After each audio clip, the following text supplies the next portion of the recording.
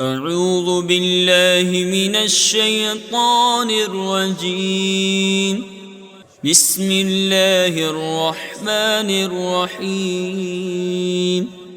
إذا زلزلت الأرض زلزالها وأخرجت الأرض أثقالها وقال الإنسان ما لها يومئذ تحدث أخبارها بأن ربك أوحى لها يومئذ يصدر الناس أشتاتا ليروا أعمالهم فمن يعمل مثقال ذرة خيرا يره ومن يعمل مثقال ذرة شرا يره.